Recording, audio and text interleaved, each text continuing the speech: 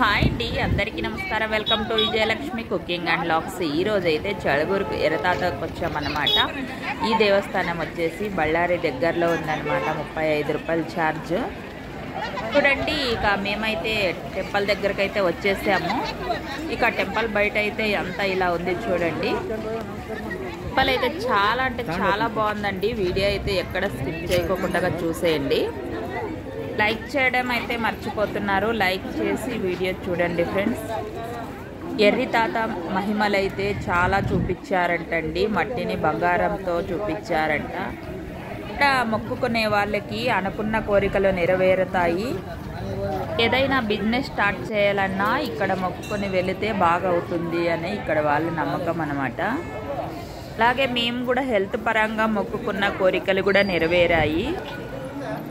అప్పుడు తాత వారాలప్పుడు ఇక్కడ వచ్చేసి చాలా బాగా జరుగుతుందన్నమాట. భోజనాలు కూడా పెడతారు. అలా దూరం నుంచి కూడా అమాస రోజు వచ్చి నిద్ర చేసి వెళ్తూ ఉంటారనమాట. ఇక్కడ రూమ్స్ కూడా తక్కువ ధరకే దొరుకుతాయి. అలాగే నిద్ర చేయడానికి కూడా బయట కూడా చాలా బాగుంటుంది. పిల్లలు కూడా సమర్పిస్తారనమాట. ఇక్కడికి వచ్చిన వాళ్ళకి ఎటువంటి లోటు ఉండదు. మేమైతే టెంపుల్ లోపలికి వచ్చాము. చూడండి, తాత విగ్రహము, ఎర్రి తాత విగ్రహము. మేమైతే మా అమ్మ, మా పెద్దమ్మ, మా తమ్ముని భార్య, నేను వచ్చామన్నమాట. చూడండి, ఇక్కడైతే సపరేట్ భవనం అన్నమాట తాతది. పక్కన శిశువులు కూడా ఉన్నారు. ఇంకా నేను కూడా దర్శనం చేసుకుంటున్నాను. ఇక్కడ భవనం దగ్గర చూసుకొని ఆ తర్వాత మనము టెంకాయలు కొట్టుకొని ఆ తర్వాత మనము దేవస్థానం లోపలికైతే వెళ్ళాలన్నమాట. ఈ స్వామివారు ఏమేం మహిమలు చూపించారనేది ఈ భవనం చుట్టూ ఫోటోలు అయితే ఉన్నాయన్నమాట.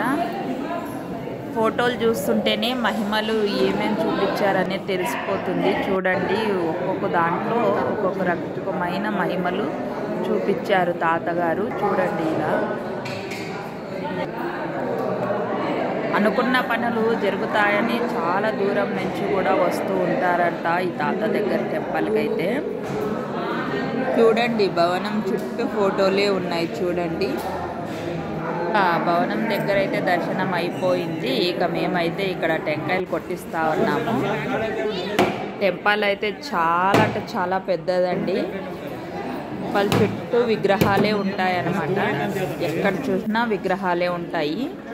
ఇక మేమైతే లైన్లో పోతా ఉన్నాము. క్యూ లైన్లో అయితే పోతా ఉన్నాం. చూడండి, ఇక చాలామంది వచ్చారు.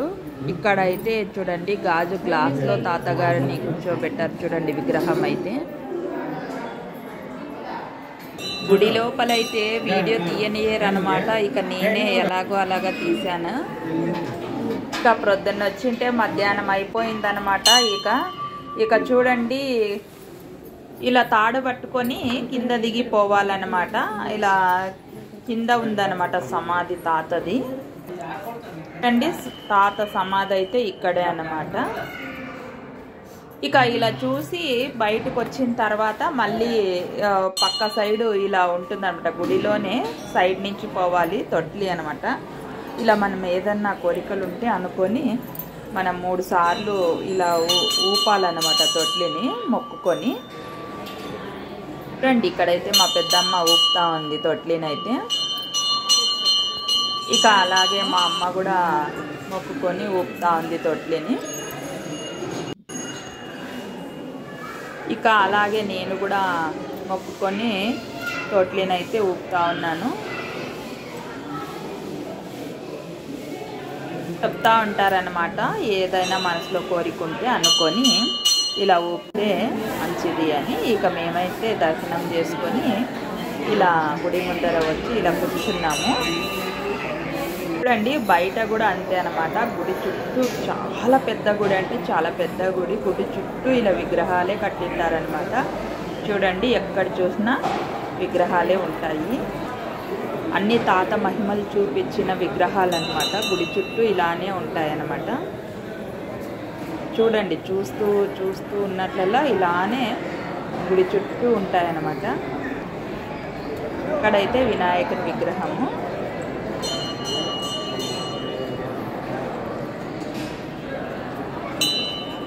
అండి ఇక ఇక్కడికి వెళితే రాబుద్ధి కాదన్నమాట. అంత బాగుంటుంది, ప్రశాంతంగా చాలా అంటే చాలా బాగుంటుందండి. వేల సంఖ్యలో జనాలు అయితే వస్తూ ఉంటారు ఇక్కడికి.